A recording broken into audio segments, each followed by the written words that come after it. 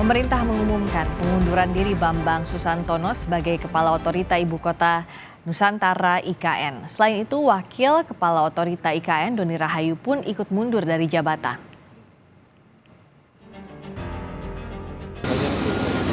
Menteri Sekretaris Negara Pratikno mengungkap Presiden Joko Widodo telah menerima surat pengunduran diri Kepala Otorita IKN dan Wakil Kepala Otorita IKN. Presiden pun hari ini menandatangani kepres pemberhentian Bambang dan Doni sebagai Kepala dan Wakil Kepala Otorita IKN. Pratikno tidak menjelaskan alasan pengunduran diri Bambang dan Doni. Nah, pada hari ini telah terbit keputusan Presiden tentang pemberhentian dengan hormat Bapak Bambang Susantono sebagai Kepala Otorita IKN dan juga Bapak Doni Rahayu sebagai Wakil Kepala Otorita IKN, disertai ucapan terima kasih atas pengabdian beliau-beliau. Dengan mundurnya Bambang dan Doni, Jokowi mengangkat Menteri PUPR Basuki Hadi Mulyono sebagai PLT Kepala Otorita IKN. Selain itu, Wakil Menteri Agraria dan Tata Ruang Raja Juli Antoni diangkat sebagai PLT Wakil Kepala Otorita IKN. Presiden berharap Basuki dan Raja Juli menjamin percepatan pembangunan IKN. Mengangkat Menteri PUPR Pak Basuki sebagai PLT Kepala Otorita IKN dan juga mengangkat Wakil Menteri ATR, Wakil Kepala BPN sebagai Wakil Otorita IKN. Jadi Bapak Presiden berharap tadi beliau dipanggil, Pak Menteri PUPR dan Pak Wamen ATR dipanggil oleh Bapak Presiden agar dalam status sebagai PLT ini segera untuk menjamin percepatan pembangunan IKN dengan sebaik-baiknya dengan. Pelaksana tugas Kepala Otorita IKN Basuki Hadi Mulyono menepis kabar mundurnya Bambang terkait rencana upacara 17 Agustus di IKN yang akan dihadiri oleh Presiden Joko Widodo. Basuki pun memastikan Presiden Joko Widodo akan berkantor di Ibu Kota Negara setelah instalasi air IKN selesai. Pengerjaan saluran air ditargetkan rampung pada akhir Juni atau awal Juli 2024. Baru hari ini aja ya Pak? Iya. Ya, karena sudah kan kami saya kira nggak ada masalah. Mudah-mudahan justru mempertinggi kepercayaan mana yang menggantikan menteri dan wakil menteri. Pak, berarti untuk rencana Presiden berkantor di IKN Juli akan tetap on schedule, Pak? Insya Allah kalau akhirnya masuk, Juli ini ada masuk. Sekjen PDIP Hasto Kristianto menyebut mundurnya Kepala Otorita IKN menunjukkan tidak matangnya perencanaan pembangunan IKN. Hasto menyebut tidak adanya ruang perencanaan yang matang menyebabkan beban kerja bagi pejabat di IKN terlalu berat. Sehingga mundurnya Kepala Otorita dan wakilnya itu bagian dari suatu perencanaan yang tidak matang. Dan ini sebenarnya sangat disesalkan karena 17 Agustus itu tidak lama lagi. Tetapi kembali, ini ketika segala sesuatunya itu muncul sebagai direction dari pusat yang harus dijalankan tanpa membuka suatu ruang bagi perencanaan secara alami harus berjalan, yang terjadi seperti ini. Sehingga ini akibat suatu perencanaan yang tidak matang, yang terburu-buru, sehingga menciptakan beban kerja yang begitu besar yang membuat yang bersangkutan mundur. Presiden Joko Widodo masih mencari kandidat definitif untuk memimpin otorita IKN. Jokowi berencana menggelar upacara Hari Kemerdekaan 17 Agustus nanti di IKN. Tim Liputan, Kompas TV. Dua pejabat otorita IKN hari ini mundur, dan akankah mundurnya dua pejabat IKN ini bisa berpengaruh terhadap investasi dan percepatan pembangunan IKN? Kita bahas bersama anggota Komisi 2 DPR fraksi PAN Guspardi Gaus dan pakar kebijakan publik Trubus Rahardiansyah. Selamat malam Pak Guspardi, Pak Trubus. Selamat malam, Assalamualaikum warahmatullahi wabarakatuh. Waalaikumsalam warahmatullahi wabarakatuh. Saya ke Pak Guspardi, kalau PAN melihatnya apa iya seperti PDIP yang tadi bilang kritiknya targetnya terlalu berat untuk IKN ini dan bahkan perencanaannya tidak matang? Ya, saya memang beberapa hari yang lewat ditelepon oleh berbagai mass media menanyakan tentang kebenaran daripada Pak Bambang serta Pak Tony mundur dari jabatannya. Tapi ketika itu dibilang, pada hari ini bahwa informasi itu benar adanya. Tentu saya dikagetkan dan merasa prihatin terhadap mundurnya dua tokoh dalam rangka proses pembangunan IKN ini. Tentu kita yakin dan percaya bahwa sistem di pemerintahan dan pembangunan kan sudah ada mekanismenya. Oleh karena itu, saya berharap dengan mundurnya dua tokoh ini tidak akan berpengaruh terhadap proses pembangunan terhadap IKN ini. Nah, kalau Pak dari PAN, apakah melihat bahwa ada target tinggi yang tidak bisa dicapai oleh dua pejabat ini sehingga memilih mundur? PAN melihat ke arah sana? Saya ketika kami Komisi 2 melakukan RDP beberapa bulan yang lewat, saya adalah orang yang mempertanyakan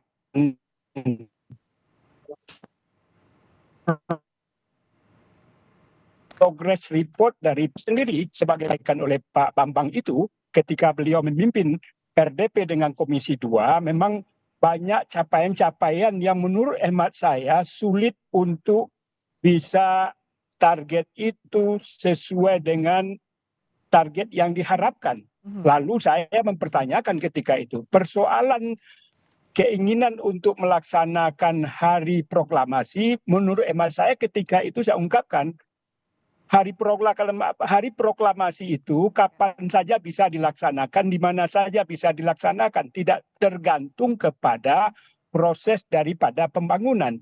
Jadi korelasi antara pelaksanaan hari proklamasi dengan progress report terhadap pembangunan menurut hemat saya bukanlah sesuatu yang penting kita bahas, tetapi yang paling penting itu adalah bagaimana proses report yang ditargetkan oleh pemerintah, begitu juga schedule yang direncanakan oleh kepala IKN itu sesuai dengan harapan dan keinginan. Dan perlu juga dicatat bahwa Pak Bambang itu kan manajerial. Soal pembangunan adanya kan di PUPR. Oleh karena itu soal progress report pembangunan itu pelaksanaannya tentu lebih banyak kita tanyakan kepada Pak Basuki sebagai pelaksana daripada proyek tersebut.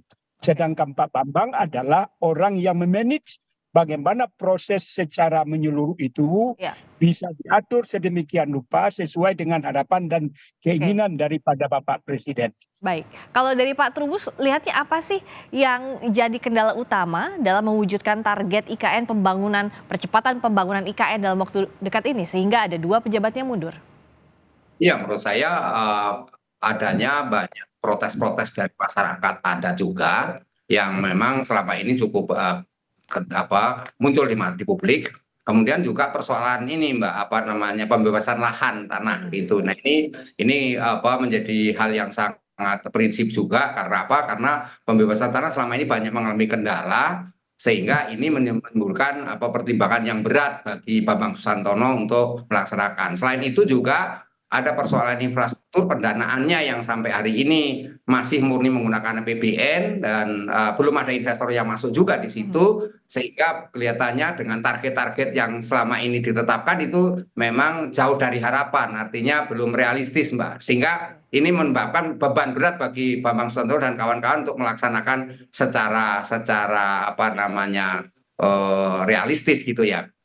Yang selain itu saya melihat Bambang Susantono menghadapi situasi yang berat, tekanan-tekanan dari Kementerian PUPR karena selama ini kan meskipun dia sebagai pelaksana manajer di lapangan toh di dalam konteks ini adalah IKN itu sifatnya otonom sehingga dia harus bisa mampu mengembangkan secara cepat, tetapi karena situasinya yang diburu-buru kemudian juga karena targetnya banyak yang muluk-muluk juga sehingga yang terjadi adalah bagi Bambang Susantono mau tidak mau dihadapkan oleh situasi yang tidak ada pilihan kecuali mengundurkan diri gitu Mbak. Jadi ini memang yang sangat realistis dan logis dalam pengertian bahwa apapun yang terjadi, siapapun yang memegang kondisi ini akan berat Mbak, apalagi target adanya 17 Agustus harus apa namanya istilahnya proklamasi di sana lah, kira-kira seperti itu, Mbak. Ya, ini kan 1 hari bahkan diumumkannya sebelum Pak Presiden Jokowi hari ini sudah ada di IKN, tapi harusnya besok sudah mulai groundbreaking dan sebagainya. Kalau Pak Gus Pardi lihat dengan ditunjuknya Pak Bas backgroundnya infrastruktur PUPR, lalu Mas Raja Juli itu soal agraria tata ruang, apakah memang bisa dianggap menyelesaikan permasalahan infrastruktur dan juga pembebasan lahan yang sampai saat ini masih jadi kendala, Pak Gus?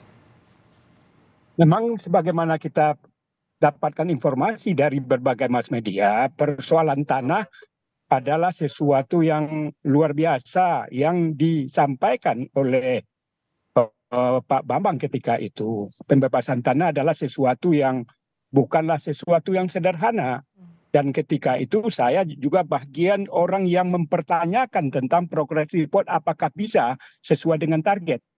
Nah, oleh karena itu, karena Pak Bambang ini adalah manajerial, sedangkan pelaksana adalah PUPR adalah Pak Basuki, tentu kita harapkan dengan ditunjuknya Pak Basuki sebagai pelaksana dari kepala IKN ini, tentu kita harapkan percepatan terhadap pembangunan itu sesuai dengan harapan dan keinginan. Tapi dari kertas kerja yang disampaikan oleh Pak Bambang ketika kami melakukan RDP beberapa bulan yang lewat, memang ada sesuatu yang menurut hemat saya sulit untuk dicapai target yang beliau sampaikan itu. Apa itu terutama?